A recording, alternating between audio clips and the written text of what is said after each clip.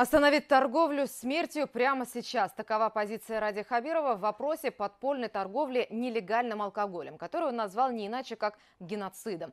За помощью к руководителю республики обратились главы поселковых муниципалитетов Абзелиловского района.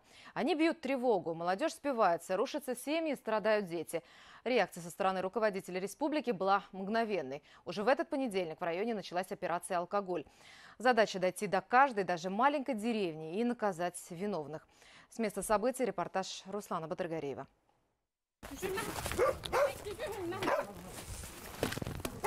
В дом пускать не хочет, угрожает спустить собак. Но контрольная закупка уже сделана. Отрицать, что она не продавала контрафактную водку, бесполезно. А в этом доме улов полицейских – около 10 литров самогона и фляга с брагой. Давно занимаетесь производством?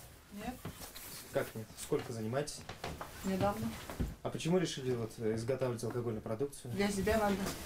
А эта женщина так и не смогла объяснить, почему она продала бутылку самогона незнакомому мужчине. Едем дальше. Село Аскарово Абзелиловского района. Под прилавком более 20 бутылок водки. Акцизная марка имеется, а вот лицензии на продажу спиртосодержащей продукции нет. Предпринимателям грозит штраф до 200 тысяч рублей. Кстати, хозяин магазина так и не появился. Общаться пришлось уже с его супругой. Почему в вашем магазине водку обнаружили? Я не знаю. Ну как вы не можете знать, вы хозяйка этого магазина, это ваш магазин? Я не хозяйка. Я жена хозяина просто. Утверждает, что не в курсе, чем занимается ее муж, хотя при осмотре гаража полицейские обнаруживают еще несколько коробок с алкоголем. На всех бутылках акцизы, но их подлинность еще предстоит проверить. Полицейские изымают товар. Бизнес у продавцов нелегального алкоголя процветает даже ночью. Свидетельство тому удавшиеся контрольные закупки. Уже в первую ночь рейда полицейские выявили 13 точек подпольной торговли. Несколько оперативных групп рассредоточились по всему Абзелиловскому району. Полицейских сопровождают 4 съемочные группы с 2 республиканских телеканалов. Работа продолжается и днем, и ночью. За 2 дня операции изъято порядка 500 литров контрафактного алкоголя. Именно это зло, говорит главный врач Центральной районной больницы, не дает пустовать палатам наркологического отделения. Случаи у нас отравлением постоянно случаются. Мы в лидирующих положениях по республике занимаем места. Не только по отравлению, но и по смертности суррогатами алкоголя. В прошлом году суррогат стал причиной смерти 8 человек, а этого 31-летнего парня врачи Аскаровской ЦРБ успели откачать. Та самая дешевая водка за 100 рублей из-под полы могла и его забрать на тот свет. Глядя на других, как другие выпивают, как другие пьют, я тоже стал потихоньку выпивать. Сначала понемножку, а потом все больше и больше. А потом уже меру потерял и в конце концов попал в эту клинику с отравлением.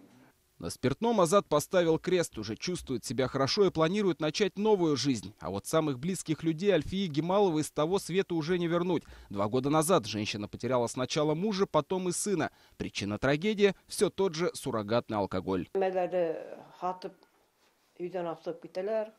Дошло до того, что они выносили все из дома и продавали, а потом на эти деньги покупали самогон. Я слышала, в него что только не добавляют, даже куриный помет.